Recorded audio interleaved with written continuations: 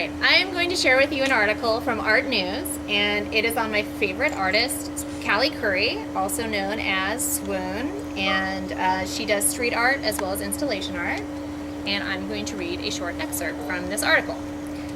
All right, a certain disdain for authority and a guerrilla grit have suffused most of Swoon's project from the start.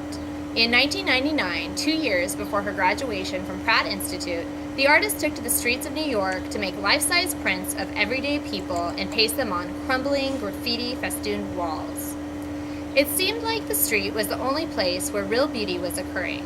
As an illegal site for art, it's naturally unregulated, she wrote in a 2005 catalog essay for a show at Deitch Projects in New York. Quote, "There was a lot of space for anger, for cutting out your own place in the world, like new plants breaking through soil." This really reminds me of my own ideas about creating art and art being a place for self-expression. And I really like the metaphor that she paints of new plants breaking through the soil, and how creating art is like creating new life, and it's a part of you. Reading on. The impetus for Swoon's interventions recalls the street art of the 1980s, but the technical sophistication and expressive force of her graphic portraits are more reminiscent of German expressionist Kathy Kollwitz than of Keith Haring or Jean-Michel Basquiat.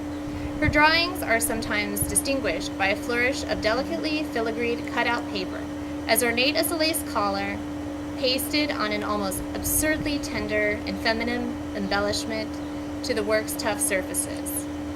This really reminds me of taking survey art history classes in college and learning about a lot of famous artists from art history, such as the German expressionist Kathy Kollwitz, and then the street artists of the 1980s, including Keith Haring and Jean-Michel Basquiat, who's another one of my favorite artists. Like many young artists, Swoon says she was rebelling against, quote, "the feeling that you were supposed to create work that has had its end place, a life in an institution or a collector's home." Born Caledonia Callie Curry, Swoon was raised in Daytona Beach, Florida, by parents she described as hippies into the arts in some ways. She got the moniker, or nickname, Swoon, from an ex-boyfriend who many years ago had a dream in which she became a street artist with that name. She knew from the age of 10 that she wanted to be an artist, and started going to art classes with local retirees. Quote, "I went to this class for old ladies, and they were like, 'You're a genius,'" she recalls. "It gave me a lot of confidence, which a 10-year-old girl from the sticks doesn't necessarily get." This really reminds me of myself in a lot of ways. When I was in high school, I took art classes with old ladies, and it was kind of the same thing. When she was 17, she lived for a year in Prague as an exchange student. She remembers visiting Vienna and becoming infatuated with the work of Gustav Klimt and Egon Schiele. Later at Pratt, she began looking around New York, trying to determine her place as an artist. The early influence was Gordon Matta Clark, whose building cuts she first discovered in a show at PS1 in Queens. "I knew that I wanted to make something that was part of the city, and that was temporary, but that wasn't going to be an object," she says. "Then I started to look at graffiti and the whole history." This makes me think about a lot of artists in the world that work in this way, creating temporary art it also makes me think of artists such as Tibetan monks who create mandalas out of sand, and when they are finished, they just let them blow away in the wind. So creating temporary works that are seen by the public only temporarily, and then that's the end. So kind of like the disconnection in Buddhism. Swoon, now 31, quickly became engaged in a lively underground Brooklyn culture, led by a group of dumpster-diving idealists who are recycling the city's detritus in an attempt to build a better, or at least a different, world.